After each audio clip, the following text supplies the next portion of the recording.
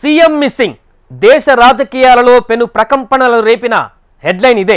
Money laundering ఆరోపణలు ఎదుర్కొంటున్న Jharkhand CM దాదాపు 24 గంటల పాటు కనిపించకుండా పోవడం ఆ స్టేట్తో పాటు యావత్ దేశాన్ని ఉత్కంఠకు గురిచేసింది.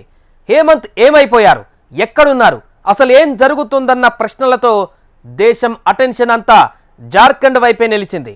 కట్ చేస్తే సోరెన్ రాంచీలో ప్రత్యక్షమయ్యారు. మిస్సింగ్ ప్రశ్నలపై అసలేమైందంటూ ఎదురు ప్రశ్నలు వేసి కథను మరింత రక్తి కట్టించే ప్రయత్నం చేశారు.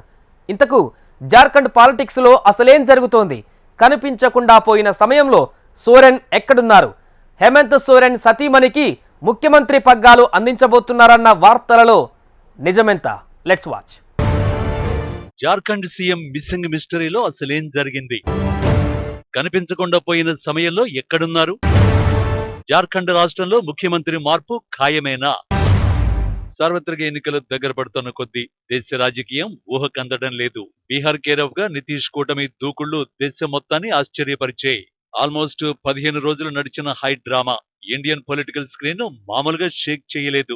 ఈ వ్యవహారంలో చివరికి నితీష్ ఎన్డీఏ కూటమిలో చేరి సీఎం గా ప్రమాణం చేయడంతో ఆ పిక్చర్ కు ఎండ్ కార్డు పడింది. కట్ చేస్తే ఈసారి జార్ఖండ్ వేదికగా అంతకు మించిన పిక్చర్ మొదలైంది.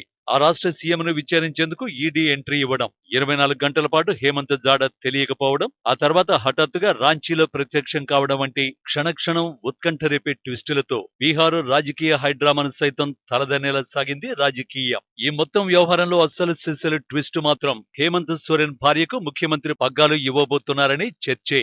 ఆ చర్చ ఎందుకొచ్చిందో తెలియాలంటే ఈడీ ఎంట్రీ నుంచి ఎగ్జిట్ వరకు ఏం జరిగిందో తెలుసుకోవాలి.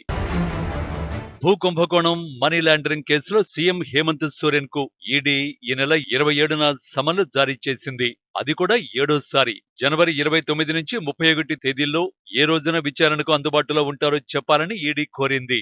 దీనిపై ఎప్పట్లానే జార్ఖండ్ సీఎం నుంచి రియాక్షన్ రాలేదు. దీంతో ఈ నెల 29న ఈడీ అధికారులు ఢిల్లీలోని ఆయన నివాసానికి వెళ్లారు. ఢిల్లీలోని నివాసానికి వెళ్లడానికి రీజన్ జనవరి 27 రాత్రి హేమంత్ రాంచీ నుంచి ఢిల్లీకి వెళ్లడమే. దీంతో ఆయన ఢిల్లీలోని ఇంట్లో ఉంటారనుకున్న ఈడీ అధికారులు ఆ ఇంటి తలుపులు తట్టారు. కానీ లోపల నుంచి ఎలాంటి స్పందన రాలేదు. దీంతో ఎక్కడికి పోతారులే అని భావించిన అధికారులు అక్కడే వేచి చూశారు.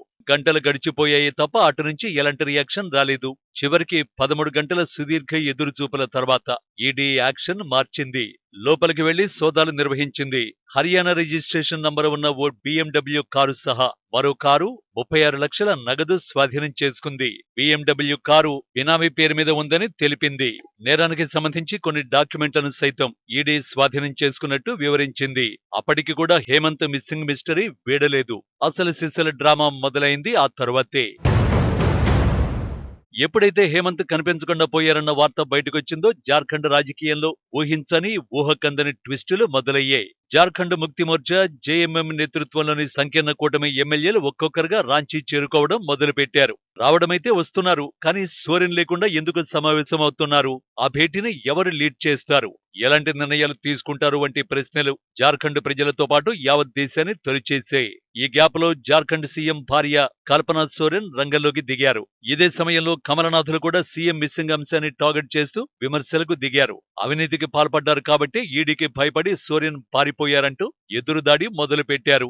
एक मुख्यमंत्री झारखंड के वो मिल नहीं रहे, 9-9, 10-10 बार समन जाते हैं, समन का जवाब नहीं देते हैं।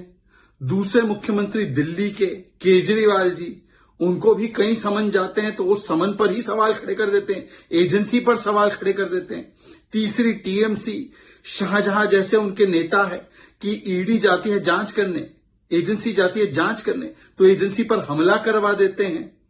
इस प्रकार के नेता है। लालू और पौनमुड़ी कन्विक्टेड है, राहुल और सोनिया बेल पर है और धीरज साहू के घर से करोड़ों करोड़ों रुपए बरामद हो रहे हैं। कई दिनों तक गिनती उसकी चलती रहती है। इसीलिए इनका कोई मिशन विशन नहीं है। इस कोलिशन का केवल एक ही फेविकॉल है, करप्शन करप्शन करप्शन।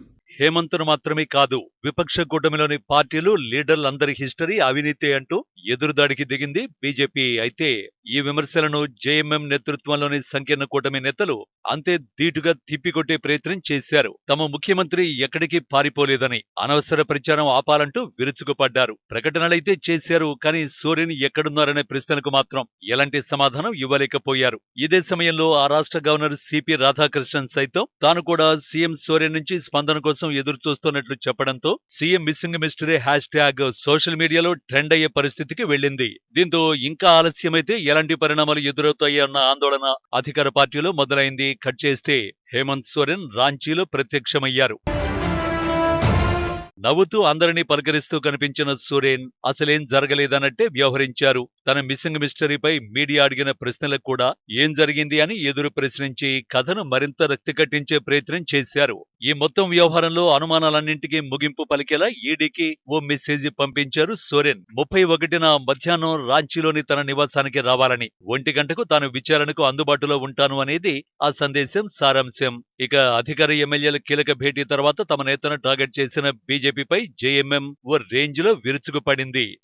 ट्वीट करके वो फोटो छापते हैं, लिखते 11,000 रुपए का इनाम। निष्ठा की पराकाष्ठा है बाबूलाल जी का। ये कहाँ कहाँ जाते थे, कभी किसी को बताया इन्होंने, कहाँ लापता हो गया, भाषा भी नहीं मालूम आपको।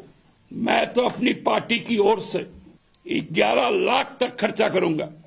जो मनोचिकित्सक बाबूलाल जी को उनके दिमाग की हालत को ठीक कर दे, पार्टी 11 लाख रुपए उसमें खर्चा करेगी।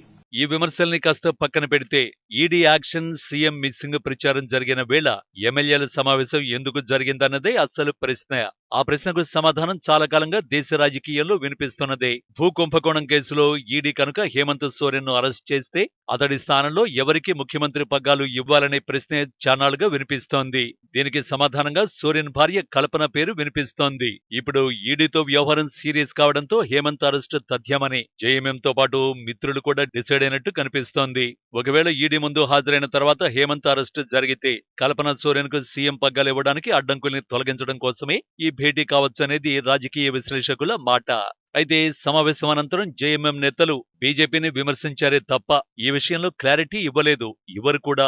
ఏది ఏమైనా హేమంత్ సోరెన్ 24 గంటల పాటు ఆడిన అజ్ఞాతవాసి ఆట జార్ఖండ్ లో అంతకు మించి ఏదో జరగబోతోందనే క్లారిటీ అయితే ఇచ్చేసింది. చూస్తుంటే బీహార్ హైడ్రామాకు మించి జార్ఖండ్ లో ఇంకేదో జరగబోతున్నట్టే ఉంది.